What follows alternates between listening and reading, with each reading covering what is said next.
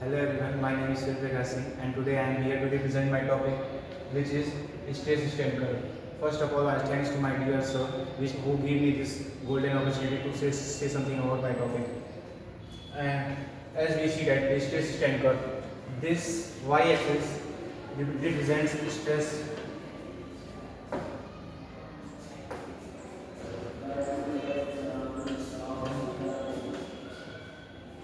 and the x-axis represents strain.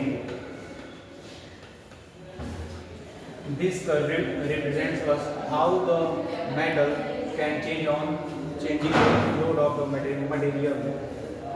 When we see the region of between the points of A and O, this region represents a straight line which tell us about the stress.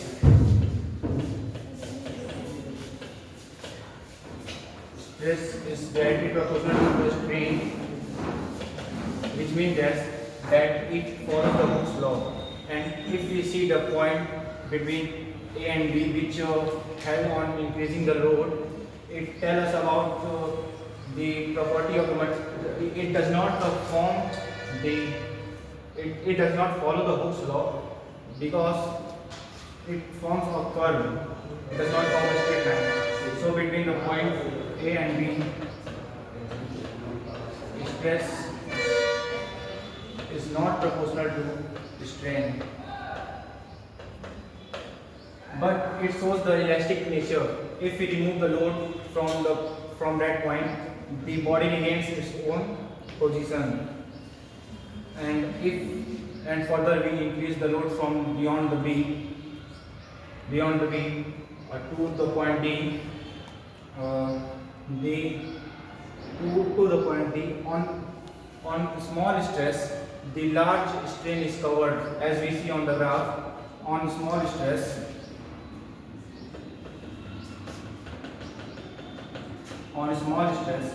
the large strain is covered.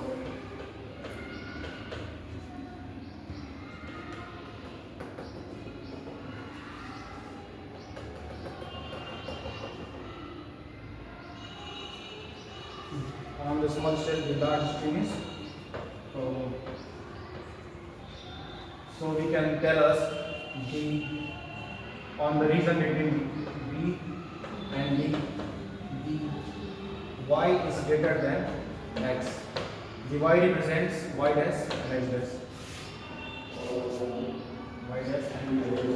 The y represents the strain and x represents the stress.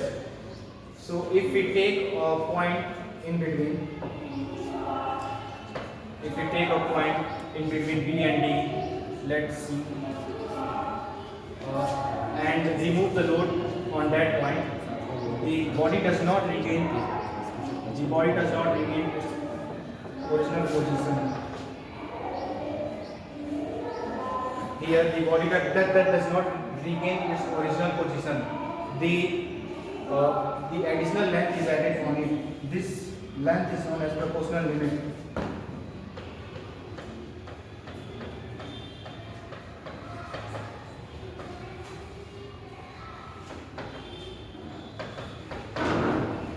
This length is known as proportional limit, and we represent this length by the dash line.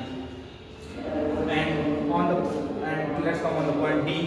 This D point represents the ultimate tensile strength of the material, which means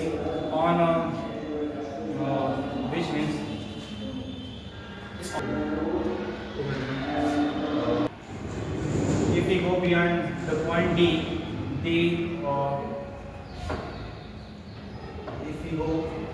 point D, on the additional length, the additional strain is produced on by the reduced deforming force. So on the wheel, its name is, it shows the property of the material ultimate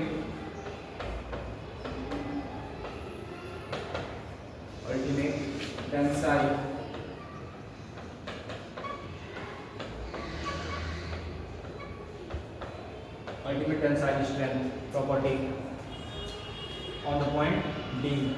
And if we go beyond the D on the reduced deforming force, the point is from which you represent the fracture point, because on that point the material gets break and does not regain its original path for all time.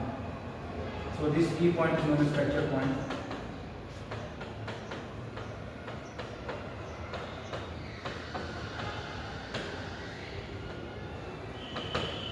Some concept remains. If the ultimate tensile strength point and fracture point are close to each other, then this shows the property of the brittle, and if they are far from each other, this shows the property of the ductile. Thank you.